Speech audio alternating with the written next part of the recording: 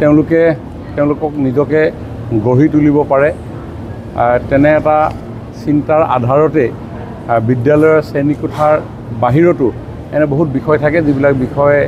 জানিলে তেওঁলোক উপকৃত হয় সেই উদ্দেশ্যেই এই গৰমৰ বন্ধৰ এই সময়ছোৱাত আমি আমাৰ সমষ্টিটোৰ ছাত্ৰ ছাত্ৰীসকলক যুগসাপেক্ষভাৱে কিছু আজিৰ চিন্তাৰ লগত পৰিচয় কৰাই দিয়াৰ উদ্দেশ্যে এক শৈক্ষিক কৰ্মশালা অন্বেষণৰ আমি আয়োজন কৰি আহিছোঁ গ্ৰথ ফ্ৰম গ্ৰাছৰুটছ নামৰ এটা স্বেচ্ছাসেৱী সংগঠন আৰু টিংখাং বিধানসভা সমষ্টিৰ আমাৰ বিধায়ক শৈক্ষিক উপদেষ্টা সমিতিয়ে এই গোটেই অনুষ্ঠানটো আয়োজন কৰিছে সমষ্টিটোৰ প্ৰায় 9খন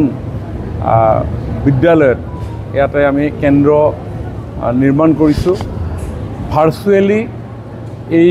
ছাত্ৰ ছাত্ৰীসকলক এই কৰ্মশালাত বিভিন্ন ধৰণৰ সমল ব্যক্তিসকলে তেওঁলোকক সংযোগ স্থাপন কৰি বিভিন্ন বিষয়ে অৱগত কৰিব অসমৰ বিভিন্ন প্ৰান্তৰ লগতে ভাৰতবৰ্ষৰ বিভিন্ন প্ৰান্তৰ সমল ব্যক্তিসকলে এই অন্বেষণ কৰ্মসূচীত তেওঁলোকে ছাত্ৰ ছাত্ৰীসকলক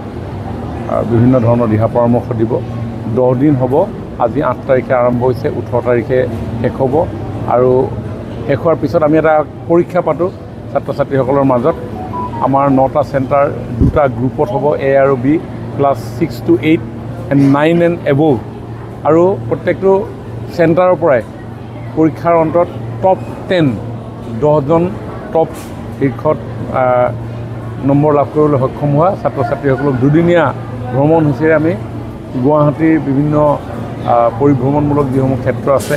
সেইসমূহ শৈক্ষিক ক্ষেত্ৰ আছে সেইসমূহত আমি পৰিভ্ৰমণ কৰোঁ